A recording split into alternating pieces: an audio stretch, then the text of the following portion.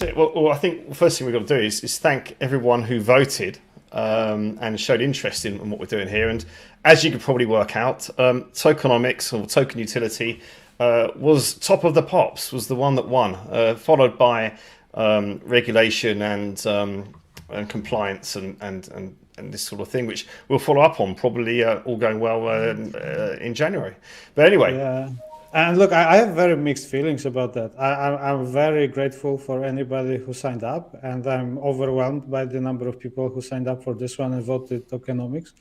But they usually keep people like us, economists, in basements, and we don't get out very often, especially not presenting anything to people. And I honestly thought when you proposed this, that this is going to be something that we're going to do, I don't know, next year. And now you're telling me, 300 people sign up and I have to come up with slides. So, Yeah, so well, that was fun. yeah, it was. In fact, the last count I saw 350, in fact, had actually sort of clicked to attend. And of course, anyone who has the link can drop in as well without doing that. So thanks, everyone. So let's crack on. I mean, the idea here was to bring some clarity to LinkedIn. There's a lot of experts there who maybe are not so expert. I don't want to go into that, but we have one with us today. So this is Michal Bacia, or Bacia. Yeah, Michal Bacia in Polish. Yes. Exactly. Maybe you want to explain, introduce yourself, Michal. Excellent. So again, thanks everyone for joining. So I'm a trained economist with a master's degree in managerial economics. My professional background before blockchain was in project finance and project management. And since 2017, I've been involved hands-on with token economics. And back in 2017, they were called crypto projects. Now they are called Web3 projects. Most recently, I have been a token economics advisor for Energy Web, and now I'm also happen to be a full-time Web3 founder, because I'm a co-founder of BonqDAO, which actually launched today, interestingly. But I also have experience working with enterprises, so enterprises like Kudelski Security or Lufthansa Innovation Hub, and other that I cannot mention because of the NDA. But so I have this both experiences with native crypto projects and with enterprises in the space. There you go. So that's why you're here. That's the experience we need, and we hope you're going to educate us all and answer some questions a bit later. So for everyone listening, the format here is we're going to have a presentation from me. No, hold on, Will. Well, why don't you introduce yourself properly? Me? It's not about me. It's about you. It's about tokenomics. Well, I got involved and discovered blockchain technology, not the crypto sort of the speculation side, but the technology itself. Around 16, 17, I first discovered it. And was pretty inspired by some of the problems it could solve and the use cases. As you said, Nick, back then around 17, 18, the crypto projects, as they were called, there was a lot of nonsense as well, similar to what's happened recently, but there was some serious stuff. And then more recently, actually, this is how I kind of got to meet you, I think, was that I found Energy Web in about 2020, which I thought was a great use case, which I know you're working with. And I've been advising projects, and now also I'm a co-founder of a company called Guardians of the Blockchain, where we're dealing with Web3 security. But that's brought me into contact with a lot of people like yourselves, and that's why I thought it was time to bring some experts to the stage here on LinkedIn, so all of us could learn a bit more. It's been a bit of a difficult year, and there's been a lot of, as it's called, FUD and negativity around crypto, but we're here to talk about blockchain. And yeah, so I'm really pleased. As I say, we'd like to, in January, we should be having a event, an expert come on to talk about regulation and compliance. But today, it's tokenomics. Excellent. So yeah, shall we hit it off? Sure. I'm going to see, as everybody, it's the first time that I've used this platform. So hopefully everything will go well. And you say it every time you're using it. Well, I've used it with you a few times. We practiced a bit, didn't we? But this is the first time we've done it live. I hope everyone can see the slides, and I'm going to hand over to you now. Good. Okay. So, I mean, before we officially begin, first of all, the more interactive this session is going to be, the better, I think, for me and for everybody participating. So we can see your comments that you post on LinkedIn. So if you have any questions, I mean, just feel free to drop them in the comments immediately, and then I can see them. But if I miss something, I'm sure we're gonna flag them for me and circle back. I will. Yeah. I can star them here in the backstage. Star them so later you can get back to them, Michal. Perfect. Okay. Great. And Janet's just confirmed the slides are good. Thank you, Janet. That's excellent. So okay. Now, okay, let's keep it short and sweet. So, what is token economics? Usually, people talk about tokenomics, and what usually they're referring to in this space is this pie chart that shows you the distribution of tokens to different stakeholders. But let's say I think it's just a tiny little piece of a big puzzle, and I really think token economics is governance. It's automated governance on chain, and it's really not what the token does, but how do you design an ecosystem and what kind of rules and governance you're going to put in place. That governance, let's say, what happens to stakeholders who are interacting with the token. I think this is the most important thing. And what's I think really important is that token economics is an interesting beast because it is the science of economics merged with computer science and put in code into something very, let's say, practical and actionable, and something that actually changes behavior of people. And actually, this is why I was fascinated with this in the first place. Talking about the governance, a lot of people talking about on-chain governance, off-chain governance, about forking on the blockchain. So I decided to put, let's say, a very vivid example, an artistic presentation of a forking off-chain governance in France in the late 1700s. Hopefully right now we're not going to see such dramatic things going on, but who knows? Okay, and I promised everybody I'm going to talk about the tokenomics design and audit framework that I use, but just want to, let's say, waste a little bit of your time on making sure that we understand that there's a big difference in business model between, let's say, call it traditional Web 2 businesses and Web 3 businesses. And let's say when I say Web 2, of course, it's not a very specific definition, but I'm thinking about all those tech companies that were fueled by venture capital funding that usually come out of Silicon Valley. And you have your Facebooks, you have your Googles, you have your Twitters, and all the SaaS companies that are, let's say, focused on creating as big of a market share for themselves as possible. But then they're talking about creating moats around their business and basically extracting as much value from the ecosystem as possible. And interestingly, those companies might not necessarily be interested in becoming public companies anytime soon, because they can be fueled by the venture capital that is completely private. And of course, not everything is black and white like this, but I would say in general, that was the overall business model in the Web3 world. Now, in the Web3 space, we are seeing this famous "we're all gonna make it." That is, like a meme in the crypto space right now. And I think it's silly and it sounds very naive, really. And that there are people who are using this meme because they're trying to pump the token price.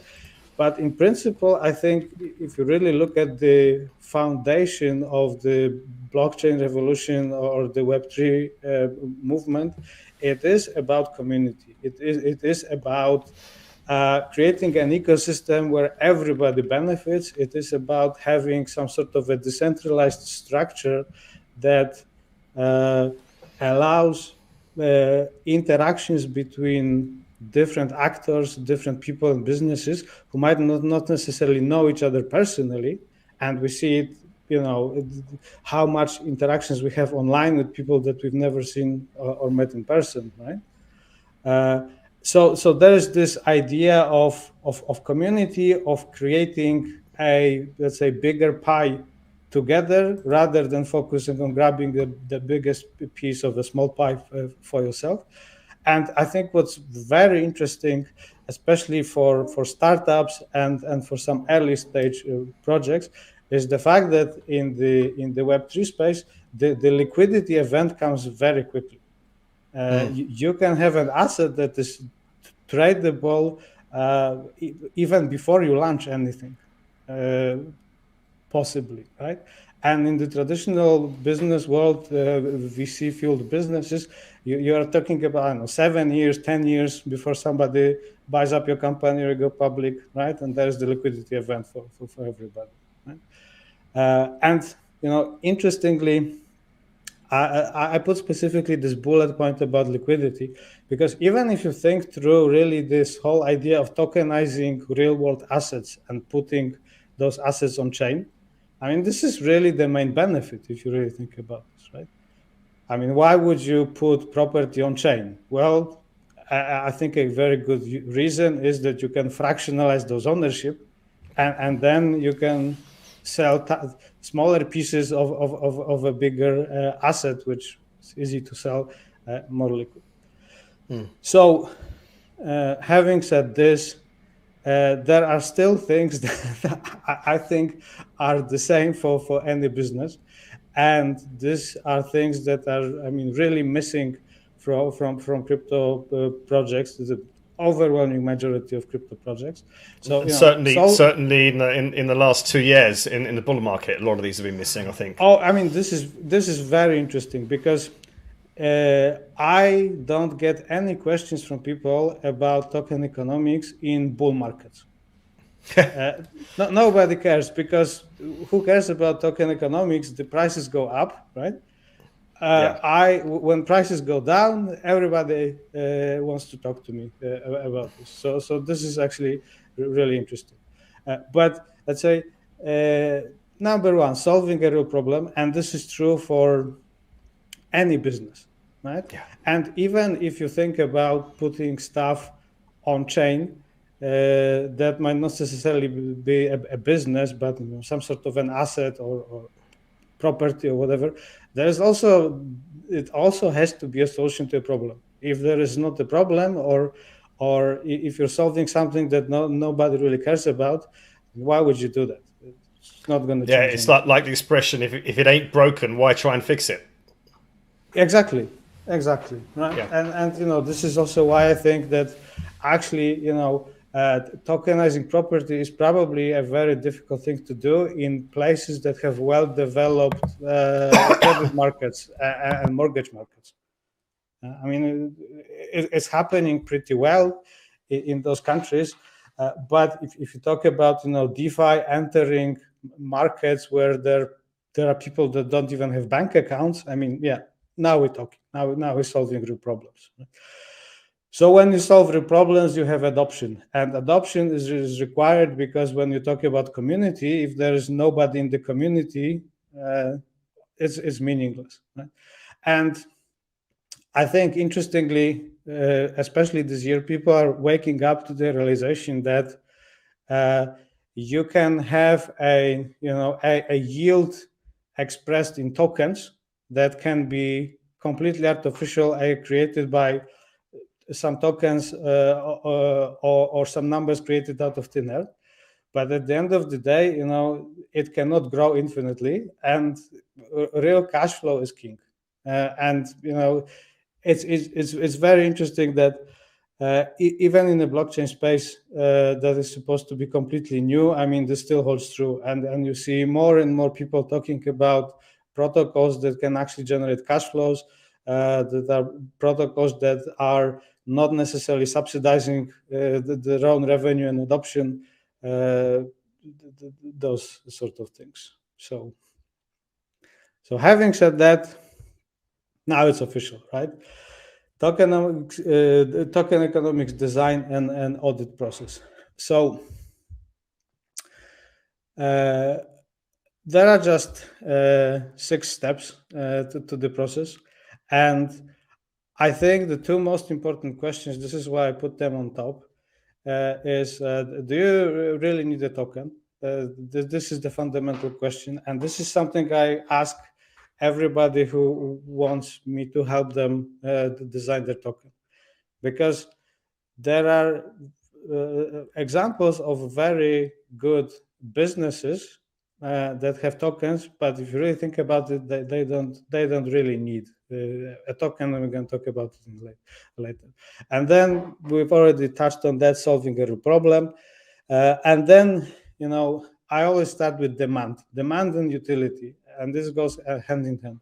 If there is a utility for a token, there's going to be an organic demand, and without number 1, 2, and 3, you really don't have to design anything else or audit anything else about the token economics, because any sort of token that's going to be created is basically a collectible, and then it's not about token economics, it's about other stuff that we're going to touch on.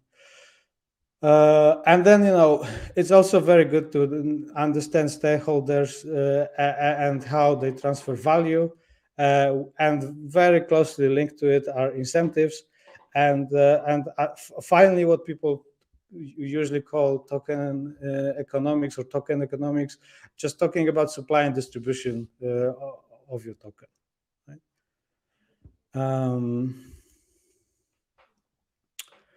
So do you really need a token? Well, the picture on the right clearly is an example of a business that needs a token.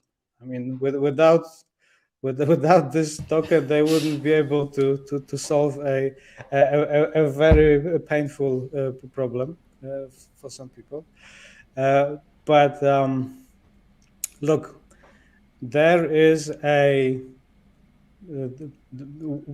probably the biggest and the most known decentralized exchange that started without a token, and they have a token right now that's called the governance token. That was an afterthought.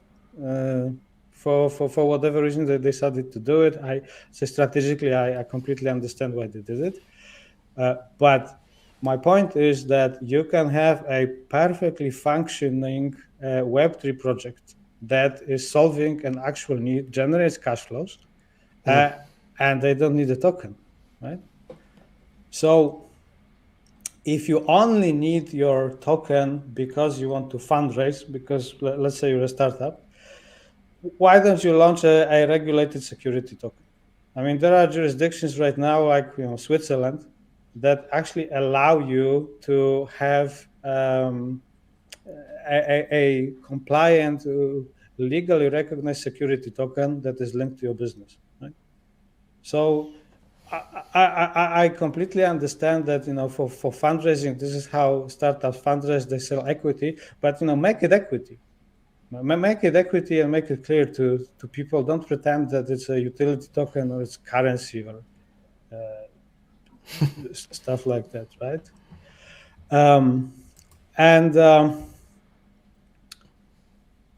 The question I always encourage founders to ask, and for everybody who's doing a review like an investor of a token economics, ask a question: what happens to this business? What happens to this protocol if I imagine that this token doesn't exist?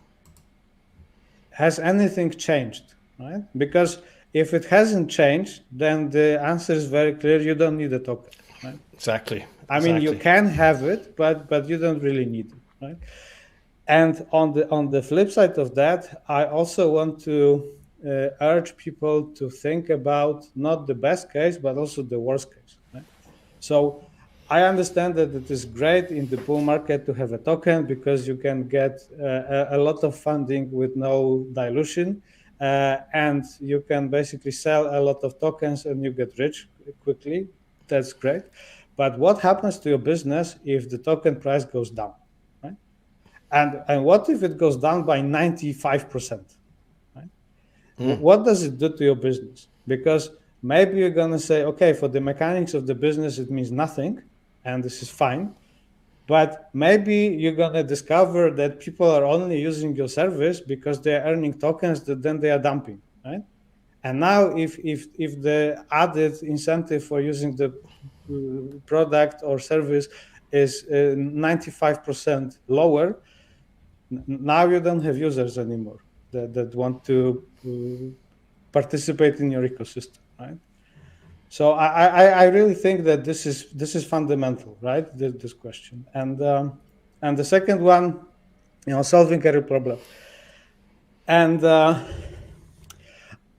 I was trying to find a good photo for this slide, and I decided that I'm gonna, let's say, reach back in past. If anybody's old enough to remember when it happened, then you know that I actually searched quite far back, only because there are just too many examples from the last 2 years of tokens that that are just creating that they don't solve any real problem, right? So I don't think that having a token, a utility token or a currency or even an NFT doesn't fundamentally solve anything. I mean, you really need to have a business that is designed in a way that is, let's say, decentralized, or that is community driven, or that is, let's say, built like an ecosystem, not necessarily like a corporation. But you need to solve a problem that people want to pay for, right? And also, having good token economics does not necessarily mean that this token is going to be worth anything if there is no demand for the service that is being offered. Exactly. Yeah. Yeah. Yeah. So let's say on paper it can look good, but then in order to reach any, let's say, meaningful price level for the token, you need an adoption of 10 million users, right? And it turns out that it's only you and your founders and your families using your the decentralized app. Yeah. Right? A couple of advisors. And a couple of advisors, yes. So, and look, I mean, this is, I mean, maybe it's not accurate, maybe it's not 10x, but this is the, I would say, strategy of innovation in general, right? In order to replace anything that is currently a standard, like a financial system, for example, you need to come up with a product that is, 10 times better or more, right? In many ways. Yeah? And, it's almost like if you are on this call, and Will, you probably have seen it a lot of times.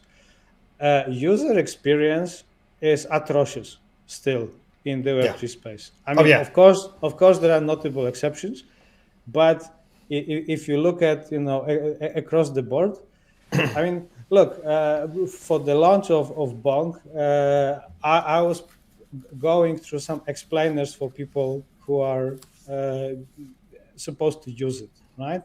And see how this platform works. And it's a DeFi platform, by the way. It's self-sovereign liquidity. But we are operating in the DeFi space, and we are using what people call DeFi Legos, right? So there are those different components that you can compose in order to provide, full experience to people. So, and I realized that, I have to write an explainer that takes people to 3 or 4 different websites and requires them, clicking 7 times in MetaMask, and all of this should be done with 1 click, right? Yeah, the user experience right now is very clunky. It's very clunky. Yeah. It's super technical. Yes. So what I'm trying to say is you have the user experience you have right now because this is the state of the technology. So you need to really have a great product. A product that is so magnificent that people are willing to do 7 clicks instead of 1. Yeah, exactly. Or have a great UI. And we can talk about this on another talk, right? This is not what we're doing today, but one of the things that I think is that really, I think that people shouldn't really know there's blockchain in the back. I mean, a lot of cars have got AI, but nobody drives around saying, "Wow, great AI in my car," or talks about, most people don't anyway. And I think we need to be seeing that and it goes back to what you're saying here, solving a real problem and doing it properly. And the blockchain should be there, but be not seen. It's really a tech stack, right? Absolutely. And I mean, look, I like to call this approach Web 2.5. Yeah. So take all the best stuff from Web 2, seamless, intuitive experience, snappy, sleek, polished, safety, security, right? All the good stuff. And then take, let's say, the backend that is Web3 native, and also take the ecosystem-driven business model. And I think then, or maybe let's call it Web 2.8 or something like that, right? It's a transition period, isn't it? I think we've done a lot of building over the last 8, 10 to whatever years, and it's time to apply that properly, in my mind. But it's not. I mean, again, we're not talking about adoption here, but it kind of is, because without the adoption, the tokenomics won't work, as you said. And that's a great segue into look at that. The next slide. Yes. I don't think we planned it. It hasn't been rehearsed. We promise. So it's true. Demand comes from what? I mean, people buying your token, right? So the more people are gonna buy your token, the more chances for some nice organic demand, right? And when I say organic, I mean non-speculative. And by speculative, again, it's not a judgment that I'm posing. I don't think there's anything wrong with speculation. Just in economics, speculation means you buy something purely from the expectation that its value gonna increase with time, and then you're gonna sell it and you're gonna make a profit, right? So speculation as such is also utility. And I would argue that Bitcoin is a collectible, and its value in the mainstream setup, not in, let's say, extreme cases like Venezuela that have their currency collapsing or economy collapsing. But in, let's say, developed world, the main utility of Bitcoin is speculation. And there's really nothing wrong with this, because for context, this picture on the right, it's the picture of a painting that is the most expensive painting ever sold by the living artist, right? So, I mean, the most expensive painting ever is obviously the Mona Lisa, and is priced at something like $700 million. But you would have guessed that this is the most expensive painting, right? And you can argue that for the Mona Lisa, there's the brand recognition and the number of people that go to the Louvre and all of the good stuff, right? But I had really hard time finding what's this painting. And when I've learned that this is, why would anybody pay $100 million for an American flag? I mean, this is, and it's not because they are art lovers, right? It's because somebody spent 100 million because they know that this asset is very rare, unique. It doesn't depreciate over time. And then at some point in the future, they will be able to sell it for more than 100 million. Right? So again, there's nothing wrong with speculation as utility. Let's just be honest about this. Yeah?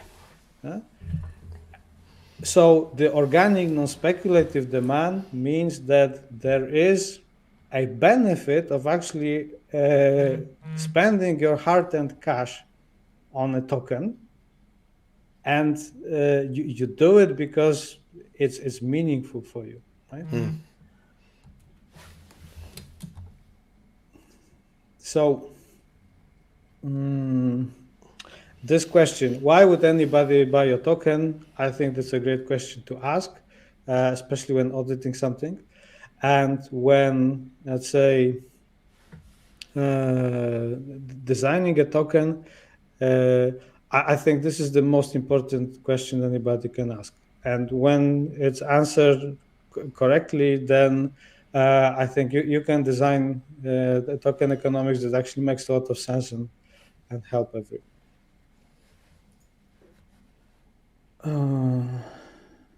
So, Web3 business is an ecosystem.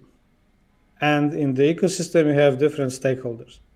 And those stakeholders can be very obvious, direct, like the users of your decentralized application, the community that you're building around it, the team. We probably also should be aware of your competitors that operate in a similar space. But I also think that you need to think about indirect stakeholders. So exchanges being centralized and decentralized, regulators are a stakeholder that can wreak havoc or not in your business plan. And then the question is let's say, any of those stakeholders that you identified, who's going to win and who's going to lose when you actually going to succeed, right? And I posted this picture of a GPU chip because if you think about Ethereum, until the merge, I think NVIDIA was a big stakeholder in this whole Ethereum mining business, right? Yeah. And think about the fact that after the merge, it completely changed, right? So a lot of miners lost a lot. NVIDIA certainly lost a big chunk of the market, and now you can buy GPUs for quarter of a price that were sold a year ago, right? I was looking for a new graphics card about a year or two ago, and it was just to even get a basic one. I couldn't. It was like I just couldn't. Exactly. I couldn't bring myself to do it based on what I was paying for them before. And as you say, it's a classic example that pricing was pushed through the roof purely on the back of there was also some COVID situation was causing supply chain issues, but it wasn't just that. It was, as you say, it was demand from the miners. Exactly. And you see, demand from the miners was exploited by NVIDIA, and they were one of the indirect stakeholders who were actually extracting value from the ecosystem just because they could, right? Exactly. So let's say all of this is to say that the most important question when you talk about stakeholders is value transfer, is who pays and who earns. Yeah. And it used to be that, who pays for Ethereum are people who are buying ETH for whatever reason, and this is still the case, and who earns, right? And it used to be the case that NVIDIA earned a big chunk of it, and now it's people who are ETH holders and are stakers, right? Yeah, proof of stake model, exactly. Yeah. So,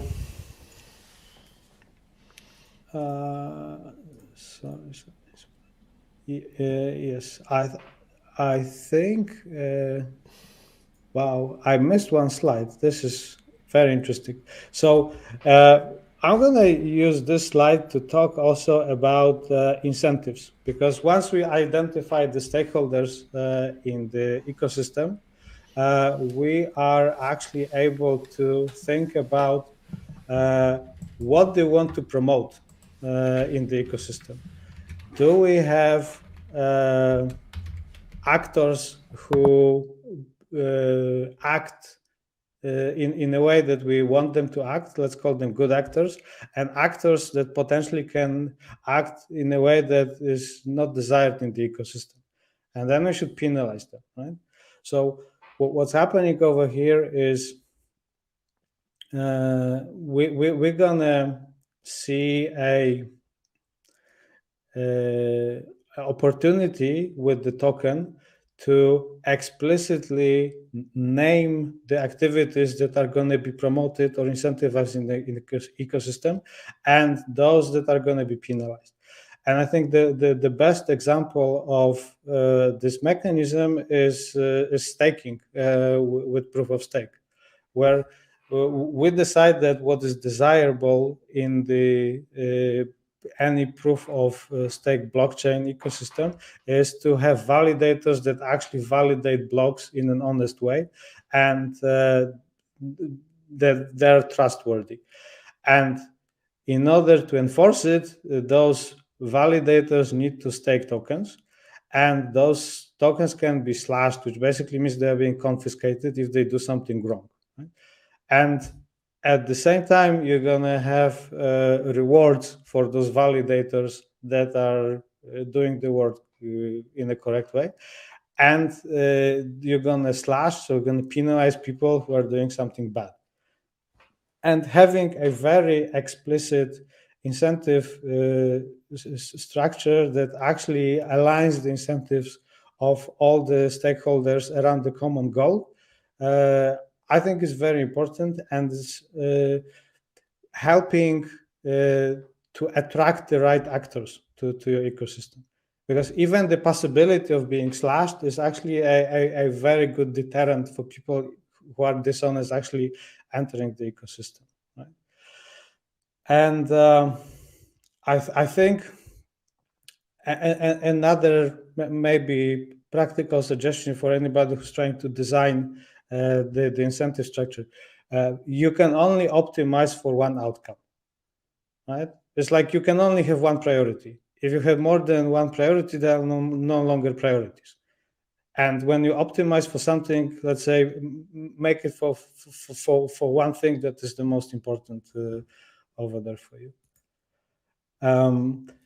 And now we have, supply and distribution, which is commonly referred to token economics.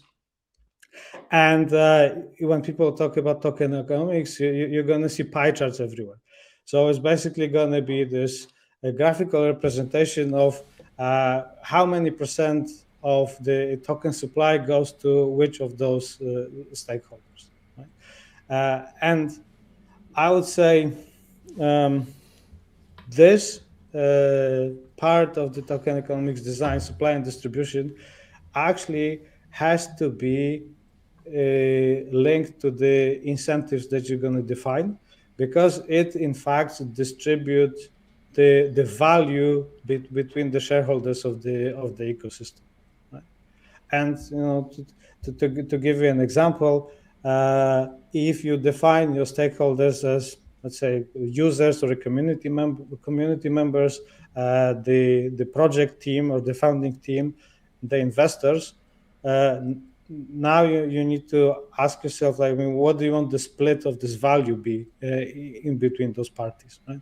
And obviously, if the team gets 50% and the investors get 25 or 30, and the community gets the rest, maybe it's not a good alignment of incentives, and maybe the split of the total pie is not the best, right? Not very equitable, no. Yes, and with the distribution, I think it's also worth mentioning that it helps optimize for a specific outcome. And for example, if you want the value of the token to appreciate over time, don't make it inflationary. And inflationary means that there is no cap on the total supply, and you can basically create those new tokens forever. Right?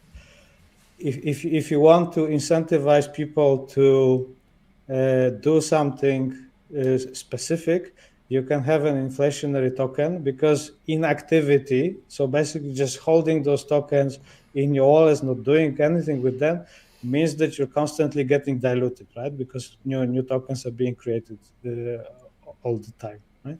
So I mean, this should be really linked together. And maybe a pointer about good practices.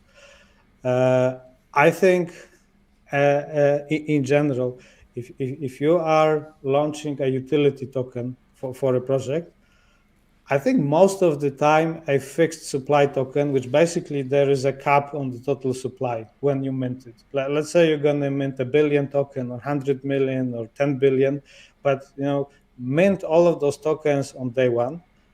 You don't have to distribute them immediately, but at least then if somebody holds 1% of the token supply, they know that they will not be diluted any further, right? And then the split should be something like, probably around half should go to the community in different forms of incentives, because this is this we all gonna make it mentality, right? This is a community business, this is a platform business, so you need to bootstrap it somehow, right? So you basically give away sort of like shares in this future ecosystem to people, right? And then the other half, I think, it should be really split between the project team and the investors, and it's probably depending on the bargaining power between those two parties, who's going to get more, who's going to get less. And I mean, this is for projects that are actually building on top of existing blockchain platforms. This might be different if you are a blockchain platform, so sort of layer 1 or layer 2 yourself.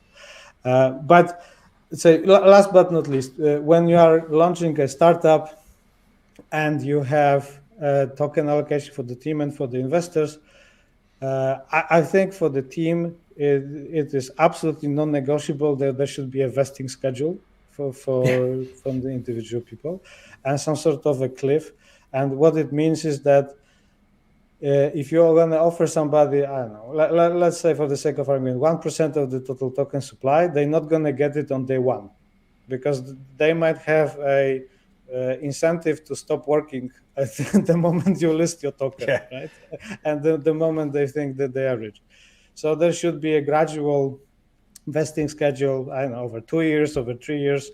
And if you are a team member and you just joined the team, there should be some sort of a cliff. So why don't we see how we work with you over the course of next 3 months or 6 months or a year before you get your tokens. And I think, we can open up for questions. Great. Thank you, Michal. Now, we've got officially 13 minutes. What I don't know, because it's the first time we've done this, if LinkedIn cuts us off or not. And I don't know if you've got any extra time. Let's just crack on quickly. I think let's just start with the first one we had. I'll show you. It was this one. Where's it gone? Here we go. From a LinkedIn user, so whoever you are. How do you craft tokenomics to reduce speculator manipulation? That's a great question. So I would say on the high level, the stronger the utility of a token is, the stronger the organic use case for the token is, the smaller the influence of the speculators is going to be. Now, you need to understand that with tokens that are publicly traded, it's going to be something similar like with stocks that are publicly traded.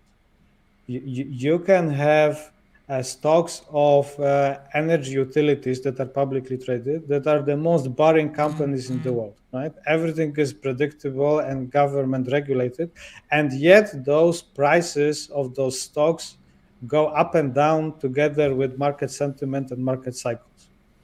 And this is going to happen to tokens as well. However, let's say that the most fundamentally driven is going to be the value of the token, the lesser the impact on the speculation is going to be. Now, on a very, very practical level, I'm really happy that somebody asked this. For a Web3 startup, there's a huge risk that there will be overhyped at launch.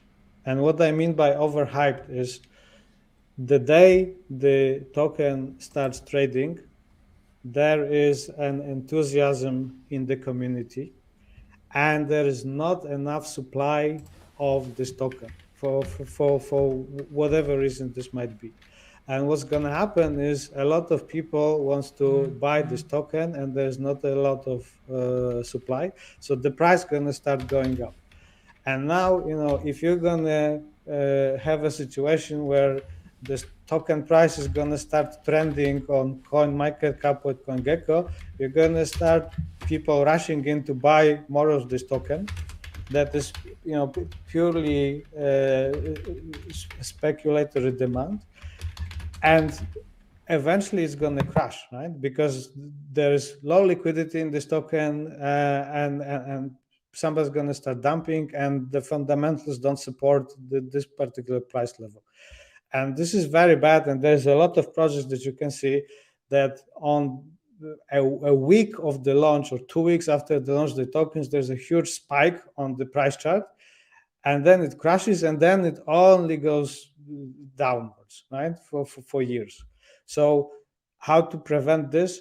Well, I would urge anybody who's launching a Web3 project, don't discuss prices of your tokens unless it's a stable coin, but don't discuss prices of your tokens publicly with the community, because you don't want to be a hostage to market conditions that you cannot control. Yeah. So don't link the success of your project to the price of your token. So basically, don't hype it, don't try to pump it. And when you launch, please have a lot of liquidity in the market on the supply side. So basically what it means is, if there's a lot of people that want to buy your tokens, you just sell them more tokens. And I understand that there is a temptation of, let's get rich quickly and let's charge as much as we can for the token, but this is very short-lived, and if there are no fundamentals to support it, it's going to crash anyway. And if your project is just starting and if you don't have a lot of usage, your token should be cheap. Just like a company that is just starting and launching their shares, Amazon was cheap when they started because they were a startup, and Apple was cheap when they started because they were a startup, right? So, yes, maybe too many words. I'm sorry, but. Okay. Yeah. Look, I've got some more questions. I've got another one here which is very similar. So let me go to one that's not so similar. Let's try this. Could be a bit long. Here you go, from Joey. Have you had any discussions with standard businesses about potential use cases for creating a token? Yes. Non-crypto native companies, but rather standard corporate companies. Yes. To regular businesses, yes. So, okay. I think one of the best use cases for mainstream adoption of crypto is loyalty reward space. And I've done some work for Lufthansa redesigning their loyalty rewards program to, let's say, be on-chain and token-driven. And I even won the Lufthansa Aviation Blockchain Challenge, which is funny enough because then the project was shelved. Nobody wanted to move forward with this.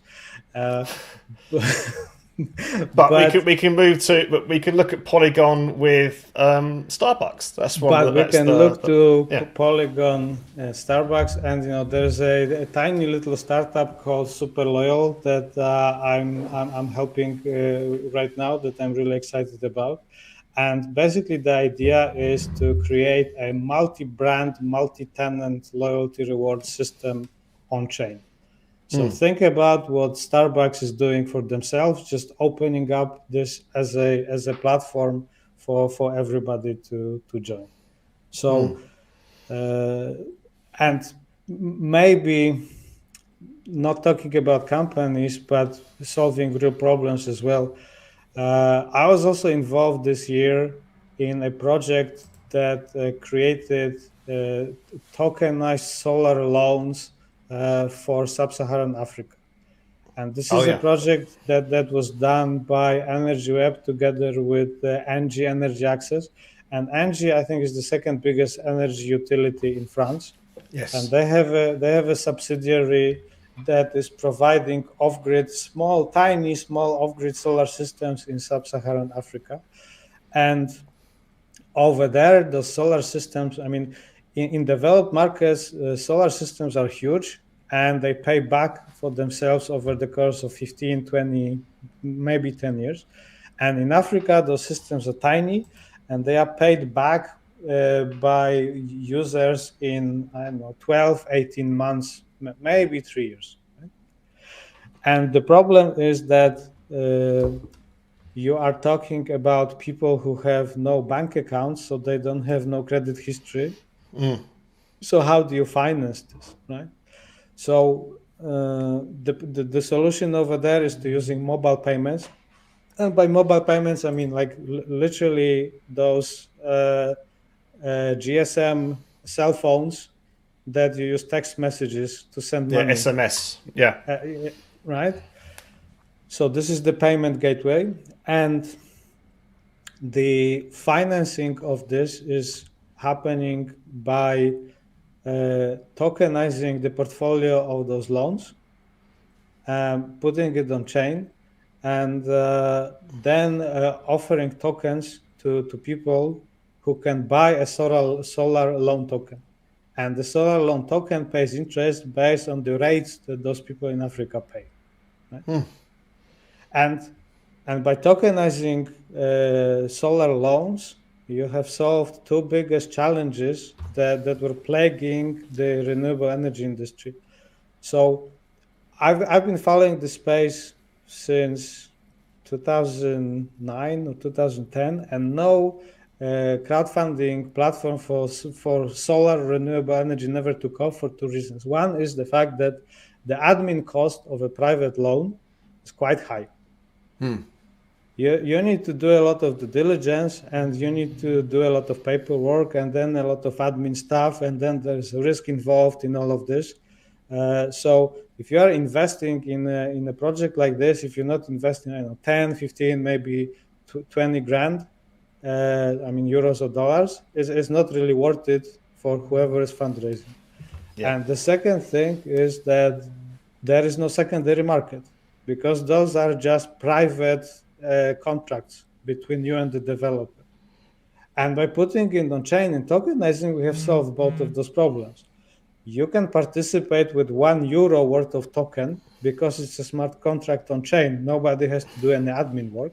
You're completely automated, exactly. And the second thing, now it's fungible, so there is a secondary market for it, right? So even if the payback period is 3 years, you can exit from your position just like you're selling a bond. Yeah. So I think this is. I'm super excited about this.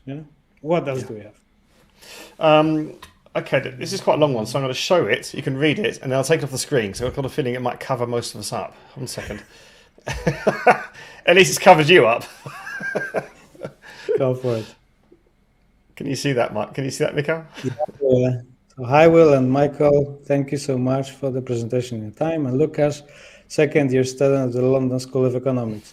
My condolences. Would you mind if I ask why quantitative metrics goes into evaluation of a token? What quantitatives? The demand, the utility, rather qualitative, the startup stage. Okay, would the DCF still be applicable given that you mentioned cash flows? So, okay, absolutely, this is brilliant. I've been trying to evaluate and price tokens since 2017. The only way I can do it is by using discounted cash flow, so the DCF. So step one, in order to have evaluation of a token in a quantitative fashion, is to do a projection of the business that you're building or the ecosystem that you're building, And just like with any other startup, you just make some assumptions about the future and what the reality in the future is going to look like. And then you see how much cash flow or value is generated in the ecosystem. And then because you have designed the token utility and the use cases, you can try to make assumptions about what part of this value is going to be linked to your token. And to be a bit, let's say, more specific, think about a validator in the network, and think about the fact that the validator needs to stake your utility token. Right? And then think about this validator per year is going to make X amount of money, right? From transaction fees, from subscriptions, from different business opportunities. So when you have a cash flow of, just for the sake of argument, 1 million per year for this validator, right? Then the question is, how much are they willing to pay in order to get this cash flow? And let's just, for the sake of argument, assume that the operating costs are negligible because it's just running a node on the chain, and it costs you, I don't know, $500 a month in the cloud. So would you pay 10 million to get a 1 million revenue as a business? Probably, right? So if you have to buy 10 million worth of tokens, I mean, this is basically using some sort of a price to earning ratio. This is how can use DCF and how you can price it. And another example I have is if you have a cashback token or a discount token. So imagine there is a utility token that gives you cashbacks from a cashback pool that is generated by the ecosystem, or if it gives you a right to a discount. Let's say you need to stake 10,000 tokens to get a $5,000 discount a year, right? This also it can be used for a DCF valuation, because this avoided cost is basically a positive cash flow for somebody. So yeah, there are methods of pricing it. Fantastic. We're over the hour. Are you okay to answer a few more, Michal? Or yeah, definitely. Let's keep going. Yeah. Okay, great. So this one. And I think this was when you were talking about outcomes.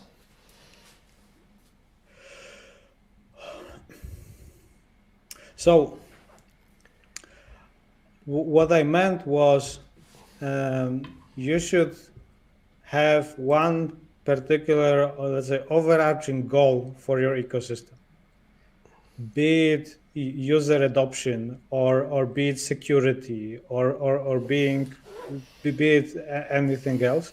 And I mean, yes, you probably can try to reach more than a number of goals, but I'm saying it's way clearer, and especially if you're a startup that is just struggling to get off the ground, I would suggest Tokenomics have all the incentives aligned. And to try to be more specific, imagine that you have a security model of your blockchain where you require people to stake your token, and then the more they stake, the more secure it is, because it's more difficult to bribe them and more difficult to take over, right? If you decide that basically the more tokens staked with validators means safer blockchain, and you want to optimize for safety, then I wouldn't encourage anybody to give any other rewards to any other activities that are happening with this token. Yeah. Okay. Yeah. Because if now you have conflicting incentives, now you can have half of the people unstaking from the validators and doing something else with these tokens, and now your security of the blockchain dropped by 50%. Yeah, so there's conflict of interest there. Exactly. If that's your objective, security of the blockchain, why would you want to weaken that? Exactly. And there is one specific layer one blockchain that does that all the time. I'm not going to mention it, but you don't want to? You don't want to mention it? No, maybe offline. I will tell you later. Okay. Right. So let me just. That was Deborah. I think this one from Pedro, I think was kind of answered, but I'll show it and maybe. Oh, my dear friend Pedro. Hi, Pedro. Good to see you. I think you kind of answered that in the first question. So not completely, but parts of it, I think. Oh yeah, how do you deal with separating speculation and real value added? So I mean, this is great because we had just a question about some quantitative approach to valuing tokens.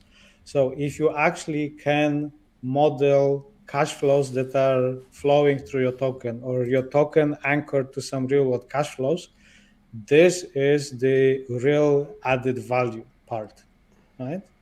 So you can say that holding this token, the 1 unit of this token, gives you an annual benefit of, let's say, €1 or 1 Swiss franc. And then the question is, a rational actor, would they pay a premium on an asset that gives them €1 a year? Well, probably, right? They would pay more than one if you can get one back in a year. And if it's non-dilutive, and then if it's infinitely divisible, well, not infinitely, but up to 18 decimals, which is almost as good as infinity in the real world. And then it doesn't depreciate. What's going to be the multiplier that you're going to pay for it? Let's say 20, right? You're going to pay €20 for something that's forever going to give you €1 every year. So I would call this the real value added. And then when you have your baseline that comes from some fundamental level of economic activity in the ecosystem, you can see at your actual market price of your token. And then everything that is over the price, this is just speculation, right? And everything that is under the price, it is basically market not pricing it, let's say, or leaving money on the table. This is how I would say it, right? Great, thanks. Next one. There's only a few, and I've got 3 left actually. I mean, we would have answered all of them unless some people come in after the event and send them. So here we go. That may need some explaining too, though. Potential externalities. So I think that came up when we used an example of changing markets, things like, I think you were talking about Nvidia, for example, give an example of that photo, and I guess that's, if you're still here, Maharshi. Yeah, if you can get some more clarity on this question, that would be great. Yeah, if you're still here, Maharshi, if you could just pop that in the comments, and we'll take this question off now, and we can come back to it. Timothy. What if you do need to support 2 goals? NHE, for example, did a good job of incentivizing supply. Can the tokenomics now be shifted to incentivizing demand? So unfortunately, I'm not familiar with H&T, and I don't really understand why supply needs incentivizing, especially if you're a project that created the token, you're the whale, right? So you control the supply. And I would say, it's helium, I think. It's helium. That's helium. Oh, okay. We're talking about. Okay, good. Now, I didn't know the token. I didn't know it either. It's helium. Okay. It's helium. So I'm familiar with helium. Yeah. So exactly.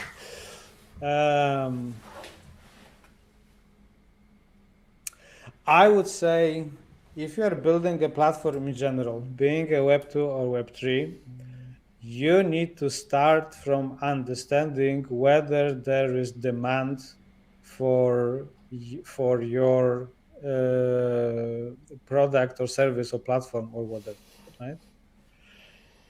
And if you're building something that requires subsidizing demand or incentivizing demand, maybe you shouldn't be building what you're building. Yeah. No, I No, mean no, it I'm not because laughing. I think you're right. because I mean what Helium did was again, this is pretty good token economics. There's, let's say, nothing fundamentally wrong with what they're doing. I mean, there's value flow and stakeholders are well defined, but I'm just not convinced that they're, let's say, they're solving a problem that actually people need solving, right? And again, I'm sorry to put Helium on the spot, and especially they don't have any, opportunity to rebuttal. But and maybe I don't know anything about Helium, but what I've seen is number one, it seems like a business that works and it's supposed to replace traditional telcos, but it kind of needs those telcos as a fallback mechanism. So if the Helium node goes offline and the IoT device, what the IoT device supposed to do? Just give up? Well, no, right? They have to call server anyway, so they're gonna connect using a telco network, the traditional network, right? And the second thing is I really don't know what's the business model and sales strategy on the demand side of this, but I've seen very, very low numbers about the demand.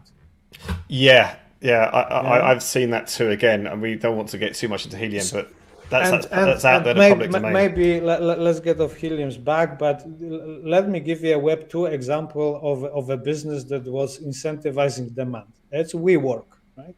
There's even a great series. I think it was HBO Max or maybe it was Disney Plus. One of the streaming platforms had a very good series about WeWork and about the fact that they were actually paying their tenants to sign contracts with them. Right? If you are spending more than $1 for $1 of revenue, I mean, maybe you're not really solving any real problem or a business, right? Okay. Yep. What else Okay. is there? What else is there? Well, we haven't got Maharshi back, so then that leaves Asha with the following. I think that probably is going to round us off too. That's a great question. So resources. So first of all, please connect with Will and myself on LinkedIn, and you can also follow us on Twitter. Yeah. Look, I wrote a blog post, and maybe we can post the link to it later. And this blog post is a summary of everything that we discussed today. And the second part of the blog post are just links and resources, right? That I found useful. But let's say on a high level, if you can read anything about economics, but let's say that was published in the 21st century, I would recommend this. And microeconomics is way more useful than macroeconomics over there. So stuff like game theory, theory of the firm, fair pricing in markets, this sort of very, let's say, practical solutions to some real problems. I don't think that reading a lot of macro stuff, especially mainstream, the economics that is neoclassical. I mean, this is nonsense. Just don't read it. This is really bad. Yeah, I mean, read white papers, right? Read white papers of projects that are successful and try to challenge it. And I don't know, start with the Bitcoin white paper and see, what was the token economics design of Bitcoin over there. Yeah. But we're going to try to share some resources offline. Yeah, exactly. You can. So the comments, I believe, will still remain open, and you can add some stuff in there, Michal, afterwards.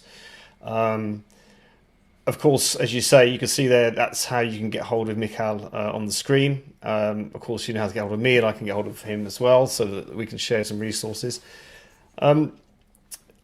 That's it. I mean, hold on a second. I think we have Maharshi. Here we go. So let me just 1 second then. I'm glad you're still here. We can answer that question for you. So let's do this in 2 stages. This was the question that was, because people may be watching this on recording too. So this was the first part of the question, and Maharshi has come back with the following.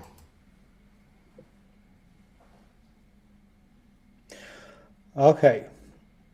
So I would say it depends on which end of the market manipulation you are. Are you the one being subject to market manipulation, or are you the one manipulating the market, right? So I would say I wouldn't recommend anybody trying to manipulate the market. And this, let's say, circling back again to this question about how to prevent speculators to taking over your project. Yeah. Don't talk about the price. Don't try to pump it.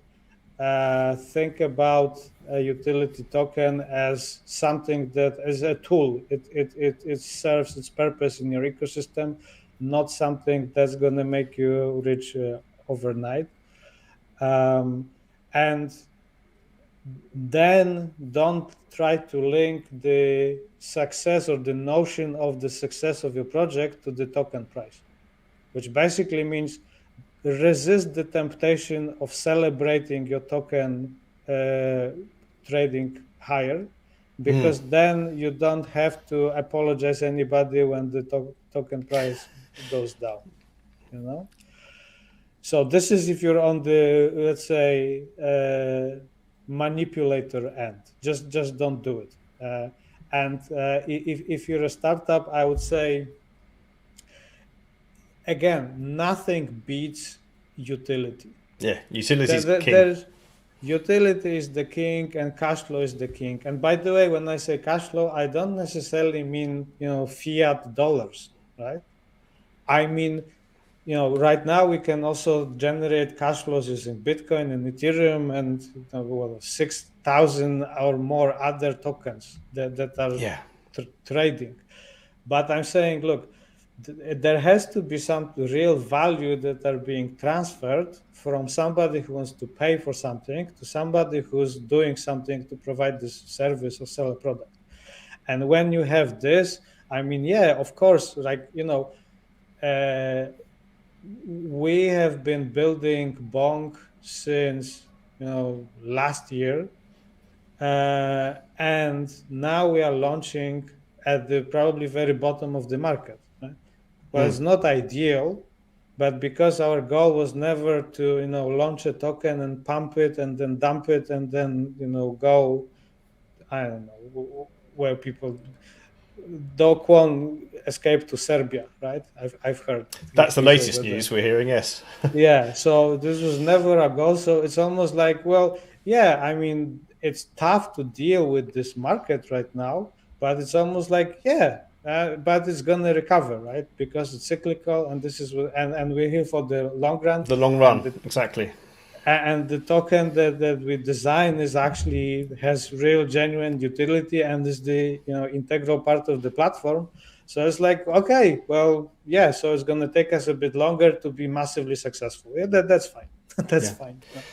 And I think really that's probably one of the main takeaways, isn't it? I mean, you and I and most of us talk about this, but utility. I mean, it is called a utility token for a reason. And as you said, and I mean, I say when I'm talking from the investment side, revenue, but I guess that's the same what you spoke about, cash flow, revenue, or value in, really. Well, yeah, and look, exactly. I mean, at the end of the day, somebody has to pay for it. So there has to be a real person or a real business that's gonna say, okay, I like it's worth my time, it's worth my money. Mm. So I'm going to buy your token because it gives me something that nothing else can give me right now. Yes. Yeah. And you need a lot of people to do the same thing in order to be successful. And that's a Then you no. get, as you say, then you get the adoption of the token. So, Yes. yeah. Well, look, Michal, I think, I mean, I've learnt a few things, and thank you for being here. I'm sure everyone else has. We'd definitely like to have you back again, I think, if you're happy to do that. Well, let's see if there is anybody willing to put up with me again. But yeah, I'm happy to do it. And what I want to say is you can reach me on LinkedIn and Twitter.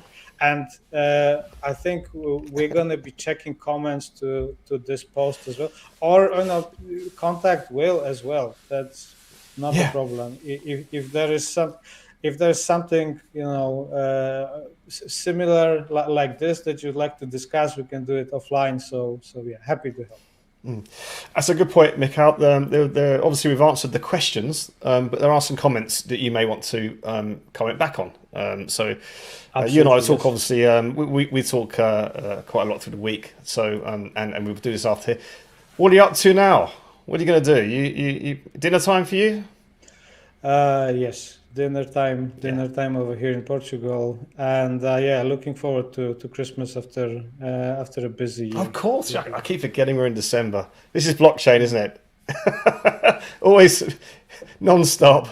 And yeah, that's great. Well, look, so that's a great thing. We're not going to have another one of these in December. So everyone watching, if you celebrate Christmas, have a great Christmas.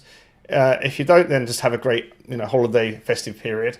And a good new year. And let's hope that 2023, is going to be at least more optimistic, or maybe not have so much.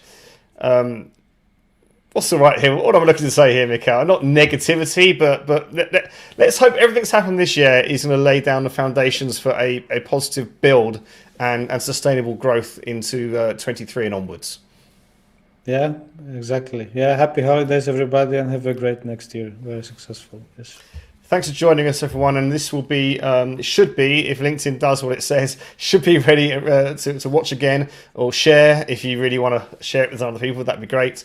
We look forward to seeing you in January for another educational session.